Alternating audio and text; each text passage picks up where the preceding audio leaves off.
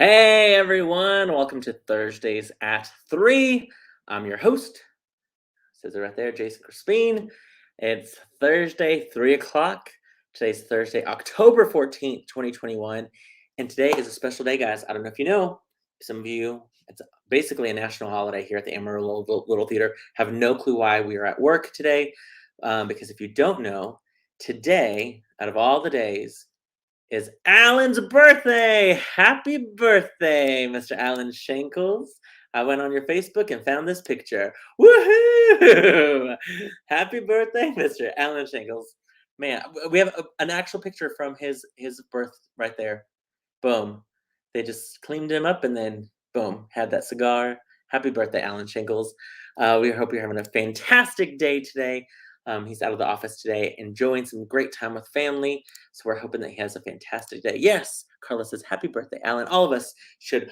I'm sorry, I'm distracted by. Look at Carla Fristro's profile pic. Snaps for that, Carla. Wow, fantastic picture. She got all dolled up for Alan's birthday.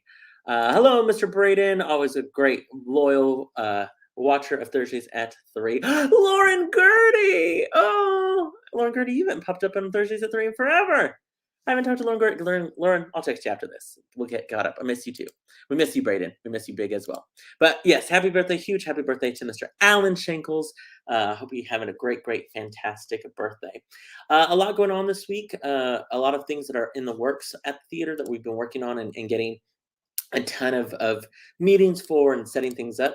We'll have a great show today talking to 3 of the actors of ALT Academy's next production, Sherlock, Holmes, and the first Baker Street Irregular.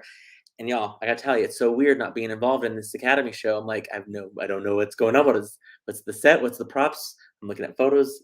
I'm excited. I get to be an audience member. Very, very excited. But before we get to that show, let's talk about all the things going on at ALT.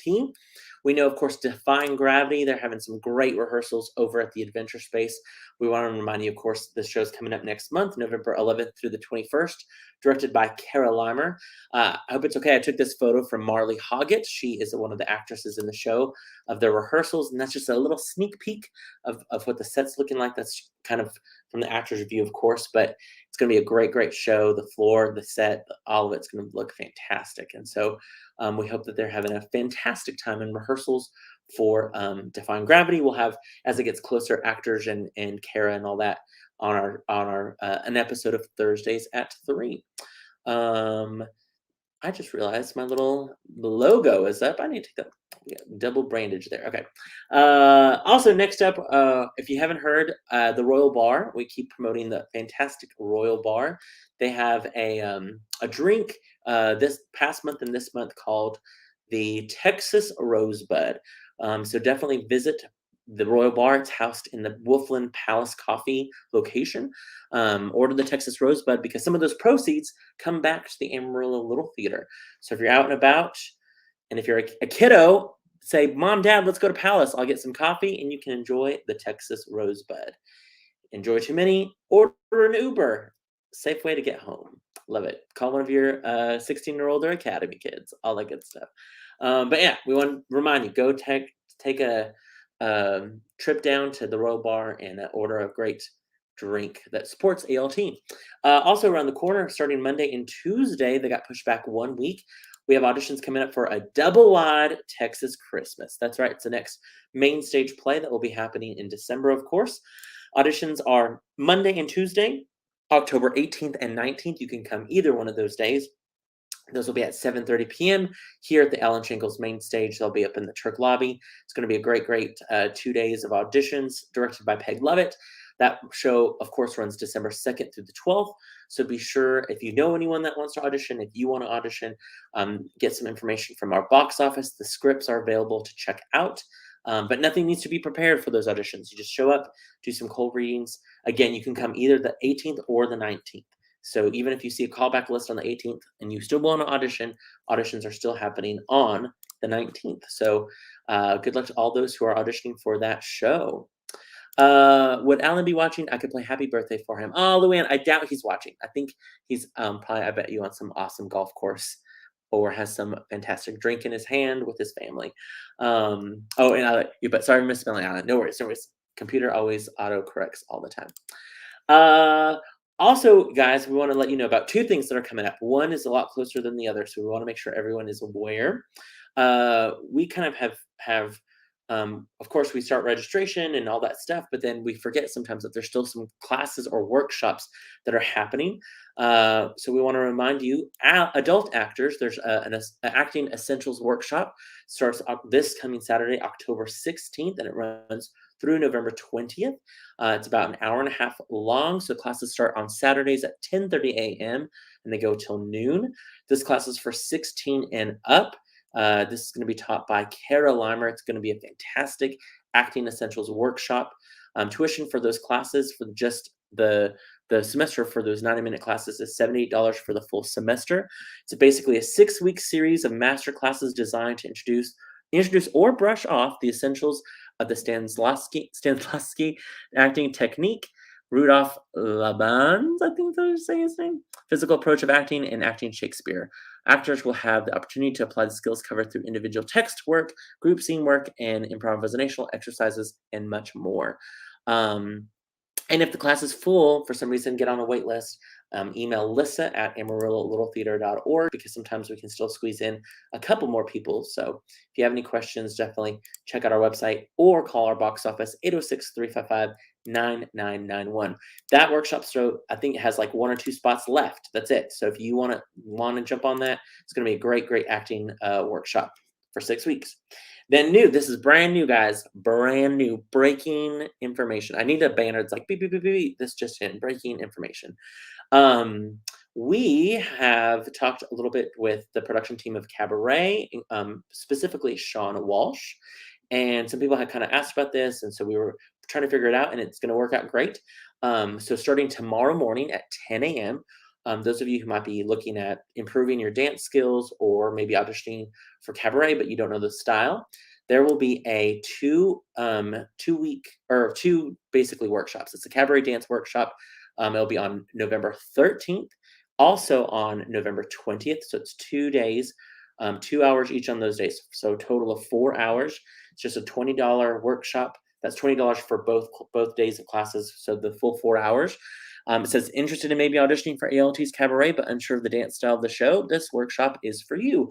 Choreographer Sean Walsh will take you through warm-ups and combinations that will help you understand the style of dance that will be used in the show. Come learn as much as you can to feel more confident in your next dance audition. So even if you're not necessarily interested in auditioning for Cabaret specifically, but just want to get better at dance auditions, sign up for that workshop. It's going to be a great workshop. Again, Saturday, the 13th and the 20th, I believe. Let me pull that back up. Yep, 11 a.m. to 1 p.m. So you will definitely want to check that out. It's going to be great. It's going to fill it fast. I think there's only 12 spots for that. So get on that ASAP. Brand new. We'll post about that as well. And then I want to kind of, before I get our guys on from Sherlock Holmes, I want to kind of get the radar out there, kind of save the date, if you will, for some upcoming events that are coming up next month. First off, from Sixth Collective, it's a great kind of shopping center outside of town on the way to kind of Bushland. They are celebrating their 1-year anniversary with a great event. It's their first rodeo. It's what they're calling it, celebrating their first year out west. It'll be on November 6th from 10 a.m. to 6 p.m. And you're probably wondering, what has that to do with Amarillo Little Theater? Well, our show choir, our Showstoppers show choir, will be singing in the afternoon. I believe it's going to be at 2:30 on that day. But the great thing, they're going to do a little 30-minute set, I believe, of some programs that they have, basically some songs that they're working on.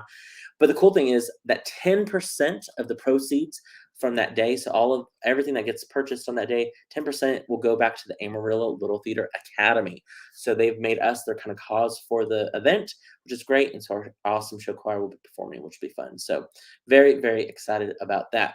The next event I want to let you guys know about is Amarillo Little Theater. We are going to be participating in Panhandle Gives. And if you're unfamiliar with what Panhandle Gives is, it's basically Giving Tuesday around the world. But for the Panhandle, it'll run for 10 or 7 to 8 days, November 22nd, 8 days, November 22nd through November 30th. Amarillo Little Theater is going to be one of the nonprofits that's eligible to receive basically funds from the Amarillo Area Foundation. We're very excited about that. It's going to be fantastic.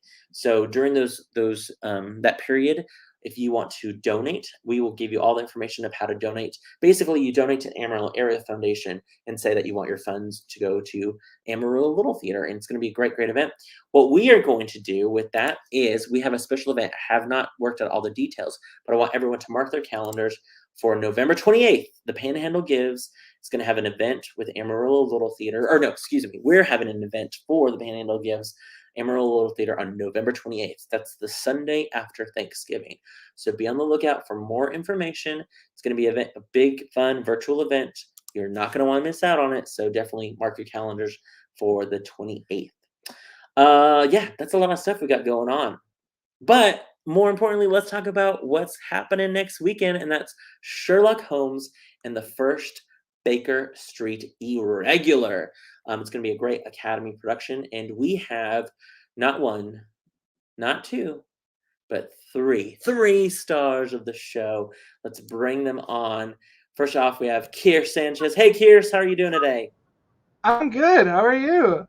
I'm well. Your shirt is very, very bright and fun, just like Kierce's. Bright and fun, for sure. Thank you. Oh, stop. Next up, we have getting that last drink of water, Grason Derington. Hello. Slipped in that water right before. Yeah. How are you, Grason? I'm good. How are you? Good. In your office, I see. Hopefully work is going well. No busy schedule. And fresh off a rock and roll tour, that's right, guitar player extraordinaire, Maddox Nite. Hey! You just look like a rock and roll star, Maddox. Thank you. Yeah. So let's talk, guys. How are y'all doing today? Everyone having a good Thursday? Yeah. Pretty good. Yeah. Nice. Thank you guys for all being a part of Thursdays at 3. I'm dumb. I just now realized why Lauren's watching. She's never watched any of the Thursdays before. I ain't the star. Carla, first of all, giving us some applause. Thanks, Miss Carla. Thanks so much. I was like, Lauren's never watched my Thursdays at 3. Duh, Jason. Duh. Anyway, moving on. So let's talk about y'all's show. First off, remind us, who do you guys play in this show? I play Sherlock Holmes. Maddox, who do you play? Who? Watson. And then Grason, who do you play? I play Inspector Lestrade. Nice. Very cool. And for anyone who might not be involved in the show, is not sure. In fact, we have somebody asking a great question, and I had the same question. Diana, will the new Sherlock play be more of a comedy like Baskerville? Baskerville was hilarious. It was hilarious. So some people are like, wait, didn't you guys just do Sherlock Holmes? And you're right. Baskerville was a crime, if you will, that Sherlock Holmes solved and all that stuff. So did you guys see Baskerville when the Amarillo Little Theater did that production? Mm-hmm. Yes, I did. Grayson did, Maddox did, Kierce did not. Well, we just lost Kierce. I'm so sorry that he's not going to be a part of this. Just kidding, Kierce. Just kidding. We're back. Kierce is like, what have I done? So is the show similar? I mean, you guys don't have just 5 actors. You guys have a whole lot more actors portraying the whole show, correct? Yes. I think Baskerville definitely had it was so heavily focused on comedy, and our show definitely has a lot of comedy in it too, but I think it also focuses more on that mystery aspect rather than the comedy aspect of it. But there's still a lot of comedy in the show for sure. Yeah. Kierce, tell us without giving too much away, no spoilers, but tell us what's the show about. The show is about Sherlock Holmes and Watson, the people that everyone know, but there's also a third detective that is introduced named Wiggins, and we take Wiggins under our wing, and Wiggins learns a lot, and so does Sherlock, and so does Watson. And Wiggins is kind of like the leader of this little group, right, of street urchins, if you will. Mm-hmm. Yes. Yeah. And remind us who plays Wiggins. That is Maddie Gillespie. Do you have notes? Look like you have note cards, like like on his keyboard it says Maddie Gillespie. I I forgot have her a last sneak name. peek. I don't know if you guys have seen this or not. These are sneak peeks from the photo shoot that you guys had the other night. But there's Sherlock, Watson, and introducing Wiggins to the crime, if you will. Very exciting about that. I cannot wait to see the show. But yes, great question. If it's similar to, I feel like there is still some comedy because Sherlock Holmes and Watson. I mean, you guys have definitely. There's elements that are just have been in the book, have been portrayed in movies of the comedic nature. Maddox, for you, the show also kind of delves into two mysteries. Am I correct? There's the mystery of the Red-Headed League. Is that right? The League of Red-Headed Gentlemen. Oh, the League of Red-Headed Gentlemen. Okay, great. Yes. And then the other one is the Adventures of the Blue Carbuncle. Blue Carbuncle. Yes. Yeah. What's a blue carbuncle? It's like a stone thing. Yeah. It's like a diamond, but I don't know. A precious gem, if you will. Mm-hmm. Yeah. A precious stone. Okay. Ooh. It goes on an adventure, apparently. Very excited. So is it two stories in one show?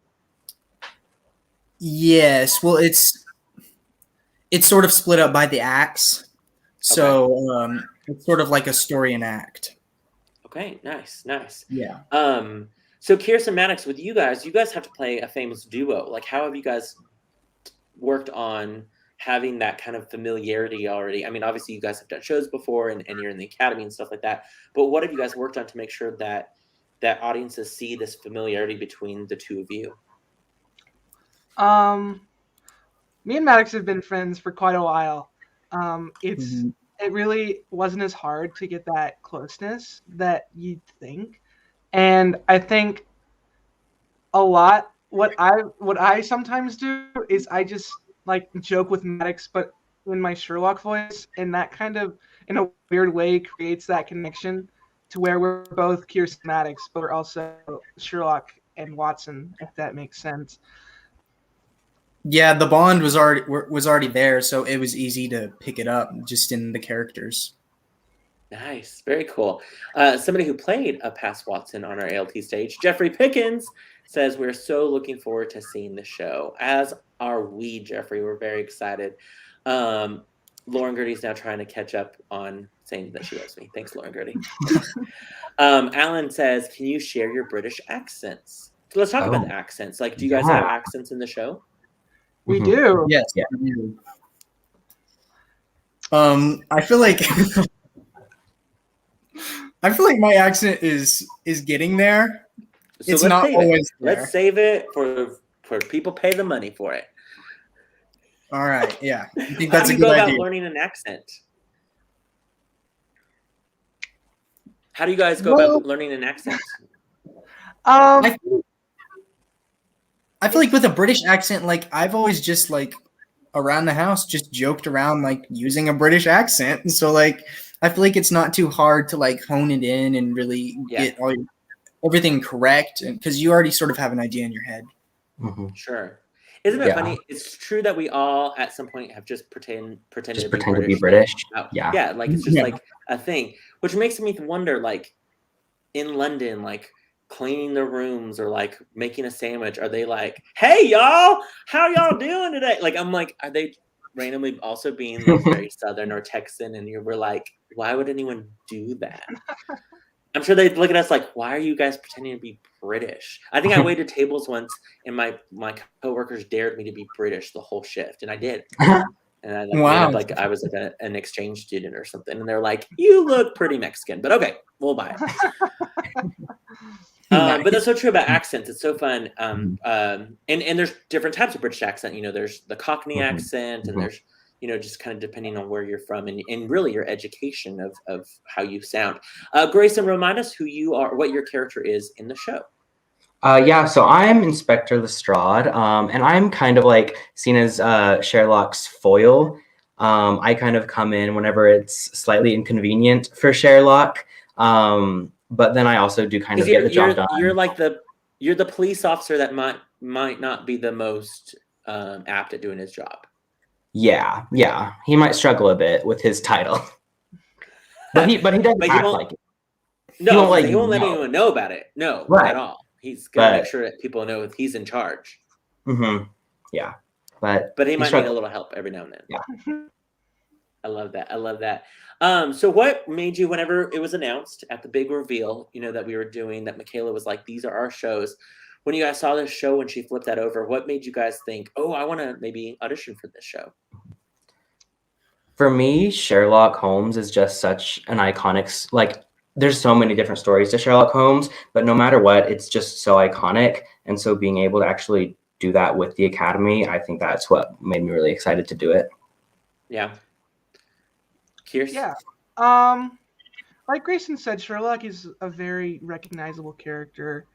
And I mean, there's also just so many different interpretations of Sherlock. There's different ways to play Sherlock. And I just think he's, at his core, he's just a very interesting character to play. Yeah. Yeah, I actually Nice. saw. Sorry. No, as I said, we'll talk more about your characters, but I was going to go, Maddox, what about you? What made you want to audition?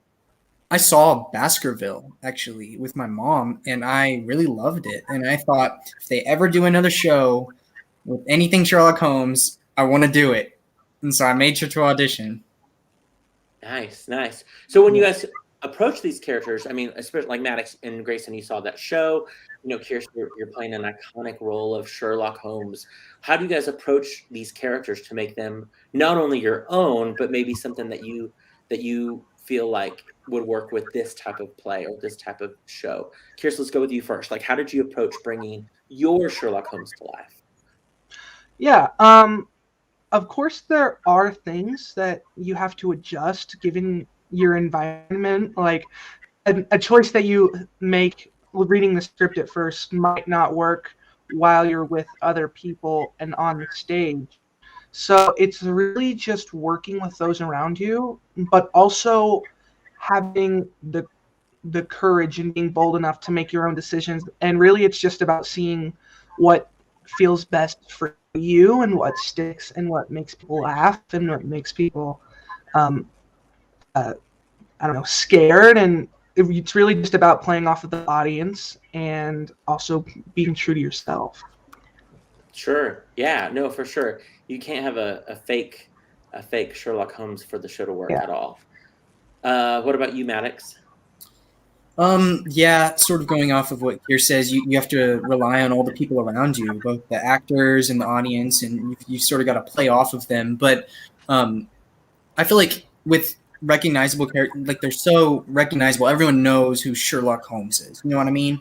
And like the characters surrounding him. So I feel like you have to put your own twist on it, but you also have to do those characters justice. Yeah. What makes your Watson different than others? Well, I feel like Watson is a little sassy. You know what I mean? Like he is kind, smart aleck. like, the intelligence, but he's got a little bit of sass sprinkled in there. Maddox, I have no clue why you would that. want to play that role. I mean, I don't know at all like how sass Maddox. No. Yeah. I mean, you'll just have to wait and see. Cece's like, yes. Your little sister's like, absolutely sass for my brother. Yeah. Grason, what about you? How did you bring your character to life? Lestrade he's described as being very pompous, and I think, seeing him on screen, as a lot of people have, I think bringing that to stage is a bit different because screen and stage acting are so different, and so like elevating that kind of character, I think, for bringing that more character, a lot more eccentricity to it. Ooh, big SAT words. Nice. That's exciting. With you three have all done, different types of shows. Grason and Maddox just came off of course, Sound of Music, but do you guys prefer musicals or do you prefer plays more? I really think it depends on what it is. Like, I love to do both, so it really changes. Such a good pageant answer. That's like a well, I mean, it's the truth. No, it's the truth. But if you had if you were like, I can only do one thing for the rest of my life, what's it going to be, a play or a musical? I feel like at the end of the day, I would choose a musical. But whenever you're in a play, you have so much fun just because like whenever you're in a musical, it's singing, dancing, acting. Whenever it's play, it's really just acting. And so you really get to lean into that, especially. Yeah, you can delve into more discoveries with the scene work and the acting work. And you can really have full-fledged characters. Not that you don't have full-fledged characters in musicals, but in musicals you express the characters that through so many different other art forms. And so So how has this, or Kierce, what about you? Do you have a preference? I'm gonna say a play, because just like Grason said, you are able to really hone in on your character without like wondering or thinking about the dance moves you're gonna do in the next scene and like what your cue is. And I think in a play, it's just it's a lot easier to fully grasp your character, what they want, and their motivations. Yeah. Because for just doing, good. Sorry, because for like a musical, you tie in singing, dancing, acting. You tie everything, all of those different methods of communicating a story. You could put them all into your character, and you find ways to how to connect that to an audience. Whereas this is just acting. And so I don't want to say, it's just acting. I'm going to say that to you when I see in the line. You did some great just acting. You just acting. Easy element of acting. You guys, of course, now are like the upperclassmen. You guys are the heavyweights of the theater. I mean, Kierce and Grason, of course, seniors. Maddox, a junior. How does it feel being the upperclassman of the academy? Let's first remind everyone, Grason, your first show was A Christmas Story. Christmas Story, yes. How old were you in that show? 9. 9 years old. 9 or 10. Yes. Kierce, your first show, Little Mermaid? Yes. Yes. I'm not old yet. I can still remember things. And you were how old in that show? Oh, I don't remember. Maybe you were small. Yeah, like second grade. I'm not too sure, honestly. You were an itty bitty for sure. And then Maddox, your first show, I'm going with Winnie the Pooh. Yes, it was. 3 for 3. Were you the skunk? I was the skunk, and I loved that role. That was so fun. Oh, good times. So you guys all started when you were young, looking up to older kiddos, Brady Bradshaw and the Harrison Stringers and all these people, Sarah Ferris. What does it feel like now being, I mean, some of you are still looking up to people. Grason, just kidding. That was a short joke. But what's it like that now people are looking up to you as the leaders of, you guys are, the leaders of this show, for example? What does that feel like? It's very. Go ahead. Okay, it's just kind of very surreal, because I mean it gets said all the time, but whenever you're in the academy and you're such a young student, you don't realize how fast that kind of you're now like 5 years ago you were looking up to like Harrison Stringer and Sarah Ferris as your parents, and now oh boy you're in high school and you're looking at what college you're going to. Yeah. And it goes quick. It definitely goes quick. Some of you guys, Kalina says upperclassmen, and she's crying. Yeah, it's crazy. They're getting old. What about Kierce and Maddox? What does it feel like for you? I mean, Kierce, you're a senior. How does that feel? It is weird. Is the best way I can put it. I feel like when I was a little child in Little Mermaid, Brady Bradshaw was so tall. I feel like I'm not as old as he was now. I don't know. It just doesn't feel real. You're always so young, and you're like, I'm never gonna be that old, and then you are, and it's like, what happened? And you realize that, like, oh my gosh, there's a child right there, and he's looking up to me, and I have an example to set, and so it's kind of crazy. A positive example. So hang up your costumes and project and all the things that you're supposed to do. Yes. Because the little ones are watching. They're watching you going, well, if they're not doing it, I don't have to do it. Yeah. Maddox, what about you? A junior, not yet a senior, but still you're now one of the upperclassmen. Yeah, it feels weird. I don't always feel like I'm older because kind of like Kierce said, you see them, these older kids in the shows, you've sort of grown up like around them, and I don't feel that old.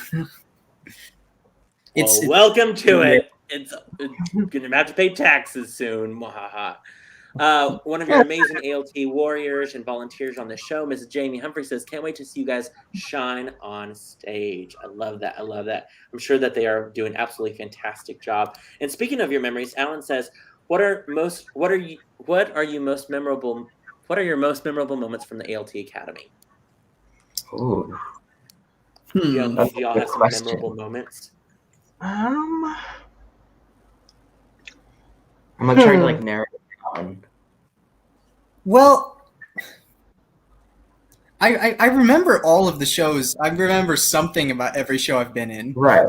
It's hard to pick one. Or is there like a highlight of a moment for you? I think one of the first moments I remember in the academy was during Chitty Chitty Bang Bang. I think it was you, me, and Brianna Hall, and I think we were, I don't know what scene it was, but you like made fun of my accent because it was like so formal. I think I said like a toot sweet, so like overly British, and then you like joked about it, and I don't know why, but that stuck with me. Nice. I remember that Brianna was your keeper. Basically, I was like, Brianna, can you make sure Grason gets everywhere he needs to go, and make sure his socks are pulled up? That's what I remember about you in that show. Maddox, of course, you had a great role in Ramona Quimby. Yes. I mean, that was kind of a moment where you kind of stepped out into more of a spotlight, which you were very young for that, and a fun show as well. Yeah, I remember a lot about that show. I remember just hanging out. Like, all of those older kids were so kind and welcoming to the little kids, and it made it so much less scary to be a big part.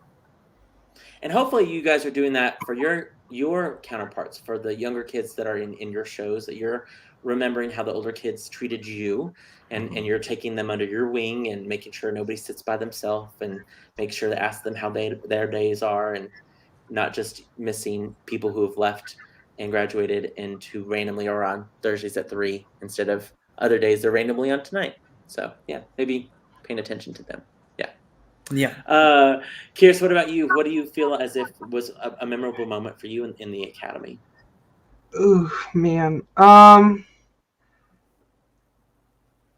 think Hunchback was when I really kind of stepped out of my shell, and that was when I kind of realized that the people around me were actually my family, and I along with Hunchback just being a very good show, I really just enjoyed the people, and I've grown to become very good friends with all of them, and the swords. The swords from cool. I saw a clip. I was searching for a video the other day, and I came across the clip where you had the head moment. I was like, I forgot how cool that was. It was such a cool moment of the show. I love that. So speaking of your other cast members, we have some other photos. So the irregulars. So let's talk about the irregulars of the show. So of course there's Sherlock, there's Watson, there's this new character Wiggins that's kind of the leader of in learning how to be a detective. But let's talk about the irregulars. Who are the irregulars of the show? You want to take this one, Kierce? We'll split it up. So far left we have George. In the play, that's not his actual name. Right. Well, then, like, who are they collectively as far as like what do they do for the show? Oh, okay. So they are kind of, man, I'm trying to figure out. Sherlock Holmes is not very good with people. He kind of stays to his own little world, and so sometimes he needs other people to help him that are a little bit more street smart, a little bit more sociable, that can make their way around people. Yeah, I think these are really and they kind of want to help. they want to come help and learn about how Mhm. they want to be an assist, like help with the solving of the crimes. Correct? Yeah. I kind of see them as like almost like a Greek chorus in a way, because Sure. they're all like individual people and they all have such great characters, but they also like are almost always together and they always usually try and help out with one specific function. Yeah, they're like his eyes and ears everywhere. Mhm. Nice. Yeah. His little gang. I love that. Was there anyone that you saw in the cast list that you're like, I have not worked with this person. I'm excited to work with them. Yeah, there's quite a few people I haven't worked. I mean, with. there's people on the cast list that will be making their ALT debut, which is very exciting. So when Michaela's years from now trying to remember what their first Academy show is, she'll be like, it was Sherlock. That's right. Yeah. I hope that we're making them feel welcome and free to be themselves, because it is a family and everyone deserves to have a spot at the table. Amen. Very, very true. Now I'm hungry. Thanks, Maddox. Now I'm like, I need an afternoon snack now. And I'm excited about Maddie Gillespie. I think this will be a great role for her to highlight her in the show. And we've always thought of her as such a strong singer and dancer, but I'm excited to see her acting chops in this role as well. Very excited. Yeah. She just needs she needs a special like mention because she's a freshman this year and she is delivering a performance where you would not think she's a freshman. Her character is so well developed that you would not even think for a second she just got in high school like 2 months ago. I'm so proud of her for that. Like she's really she's so amazing. Yeah, I love it. Is there like one or two words that you would describe from your character, elements of your character that you would say that you identify with personally as well? Yeah, I would say Maddox. Yeah, Watson is kind of like quiet, and he knows when to speak up, but like it's not his first reaction. I don't think, not always, and I feel like I'm a lot like that. Like I will tell you how I feel if it's important, but I will stay quiet if I can. Nice. Grason, what about you? I feel like my Lestrade is a bit witty, kind of quick to snap back. And then, I just had the second word, and now I'm forgetting it. I don't want to say insecure. Forgetful? Maybe forgetful. Forgetful.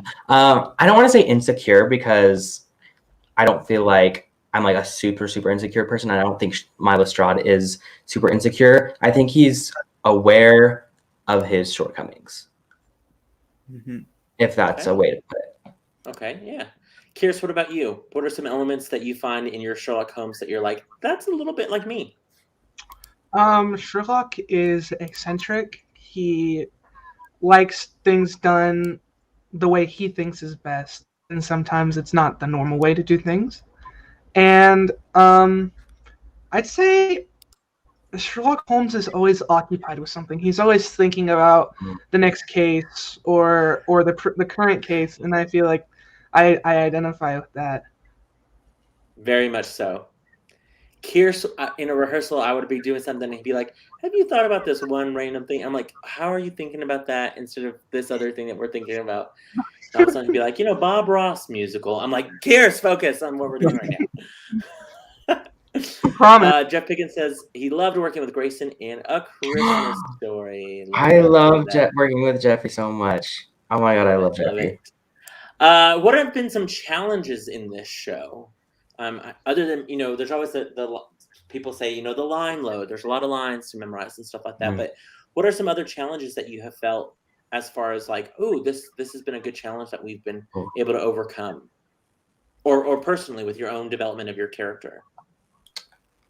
I think sometimes it's been a bit hard for like, we all have these characters and we're really trying to grow our characters. But sometimes I think we forget, we're telling this mystery story, because it is very heavily focused on the mystery aspect of it. Yeah. And so I think sometimes we get a bit like it's a challenge that we are overcoming to kind of really like step back for a second and think, oh wait, we are telling this story. I remember that challenge when I directed Nancy Drew years and years ago, that we were like, we have to make this a mystery. So we have to we can't show anything that's happening because we want the audience not to understand until the crime is solved, if you will, and they have to figure it out. So there are some challenges whenever you do a mystery that you have to keep that in mind of, okay, what is the audience supposed to know? What are they not supposed to know at this point? Yeah. And also making sure that the big reveal of the information is there so the audience can get like, oh, okay. Yeah. Kierce, what about you? I feel like Sherlock Holmes, in my mind, at least at the beginning, I thought he doesn't really say what he's thinking. And so he kind of waits for the right moment. And sometimes that's hard to translate onto the stage where you know something, but the audience can't see a lot of the more subtle things that you do. So you kind of have to balance. You might be saying one thing, but trying to do something else. Yeah, you have to balance like what you think you know with what the audience knows, if that makes sense. And you have to make sure that both are kind of on the same track. No, yeah, I get that completely. What about you, Maddox? I feel like because there's so many different iterations of Sherlock and Watson and Lestrade and everyone else in the show that it sometimes is hard to separate like the movie and TV and book and play and everything from each other. Like they sort of mold together, and I feel like they're not the same thing, not in all aspects, you know what I mean? So it's sometimes a challenge, like sort of making it your own, while also keeping the characteristics that makes the characters who they are. Nice. Yeah, no, completely, for sure. We want to also, of course, shout out to your production team. The show, of course, is being directed by new Academy director Michaela Guerin. A fellow Academy student, Ashlyn Baum, is the assistant director, and production assistant Mabry Fristo, which I think is great that these great students of ours have stepped up to be on the production team. What's it like for you working with Mrs. Michaela in the sense of this? One, it's a play. And two, I'm not there. Like I've directed you guys for so many years, and now it's a whole new kind of directing and a new style and a new set of eyes and a new way of coming across or getting out of you guys what she needs. I would think a little bit sometimes it's hard because you're used to one set of kind of environment, and now it's a different environment. How has it been adjusting to that? Kierce, let's start with you, because Grason's first out of the gate every time. Yeah. Along with the fact that it is a new director, it's also a fairly small show. And we just got done with Newsies, which was fairly large. And so adapting from a large show to a small show is always difficult or a little off-putting at first. But it's very nice having Michaela, because I feel like with one director, you kind of, it's a new perspective, if that makes sense. Completely, yes. Yeah. Michaela offers a brand new perspective, and sometimes you're like, oh, she's gonna say something, and then she gives a note on something completely different, and you're like, oh, Jason might have said that, but Michaela is saying this other thing that I haven't even thought about yet, and so it's good to have that new perspective with the new director. Yeah, it's just gonna make you guys that much stronger, completely. Maddox, what about you? Yeah, I agree. Anytime you're working with a different director, whether it's you or Michaela or Alan or any other director, it's going to be a little different because everyone has their own styles. But I think it's an adjustment at first coming from one director to another. But once you get working with them and you get close with them, it makes it so fun because it's like you're in this little family and they might be the head of it, but everyone has to contribute to make it what it is. Sure. Yeah, for sure. What about you, Grason?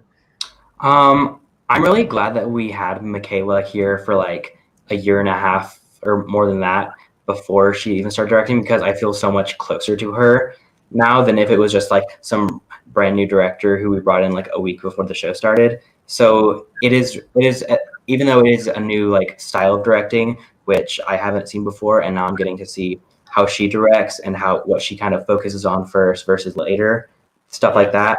But yeah, it's just great to see, great to have a bond already with her. Yeah, I mean, she's been teaching you guys. She assistant directed all last year and different things. You guys have performed with her on stage, different stuff like that. So it's a different aspect for sure, but a comfortable aspect, which I think is what we all wanted for you guys. Yeah, good. Yay! The transition, though, or all of our plans for the transition has worked. Fantastic. So if people who have been watching this, people who are like, oh my gosh, this sounds like a great fun show, who should come see Sherlock Holmes in the first Baker Street Irregular? Who should come see it? What audience member should come? I think anyone who just loves theater. I think it's a good, at the heart of the show, it's a good story. It's a good mystery. And so if you like stories being told to you, I think it's a good one. If you just like that, and if you're just a theater person, I think it's a great show to come see. So only theater people, and if you like a story, not only theater people, but no. You have to have season tickets if you want to go. No, just kidding. It's still on sale now. Kierce, Maddox, what about you? Who should come? Who should come see the show? I think Sherlock Holmes and the First Baker Street Irregular is a show for really everyone. It's a show about kids learning to work with adults, and it's about adults learning to work with children, and that everybody can learn from each other. And I mean, also Sherlock Holmes is just like a universal character that almost everybody is familiar with. So this is a very good show to come into, where you kind of know a little bit of what to expect. Not so much about the plot, but of the kind of environment that you're walking into. Yeah. I love that, though. It's true. Everyone has an opinion, and everyone deserves to be listened to, no matter your age or stature in the society and anything like that. Maddox, what about you? Who should come see the show? Yeah, I think anyone,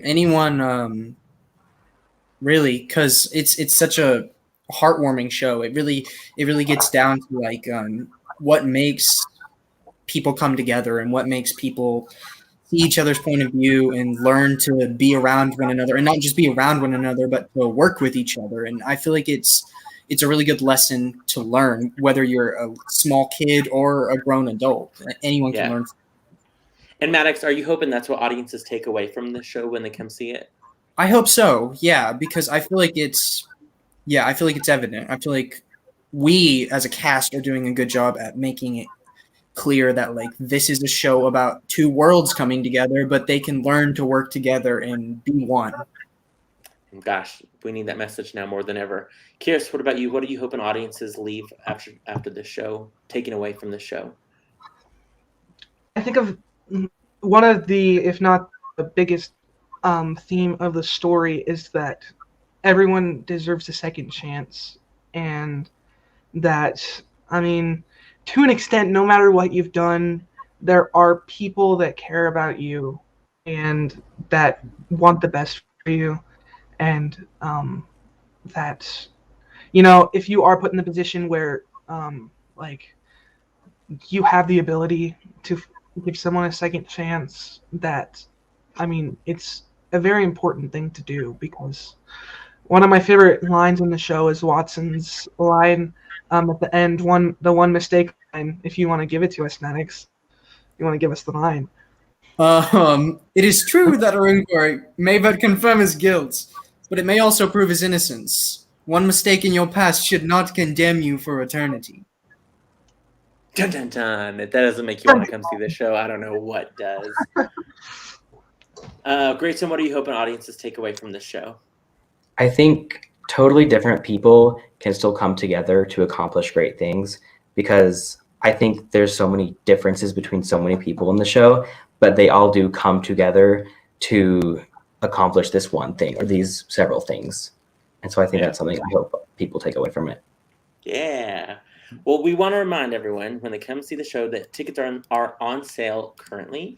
Call our box office 806-355-9991. Visit our website amarillo.littletheater.org for tickets. Be sure to click tickets at the top of the website. The show runs on October 22nd and October 23rd at 7:30 p.m. and October 23rd and 24th at 2:30 p.m. So 4 shows, 1 weekend to see the show. We want to remind you that October 23rd, that matinee at 2:30, that is the one performance that is requiring masks for their audience. We did that with Sound of Music, and that worked great for audience members that want to come but feel more protected if the whole audience is masked, or young kiddos or the elderly. So that'll be that matinee. All the other 3 shows, masks will be strongly encouraged but not enforced.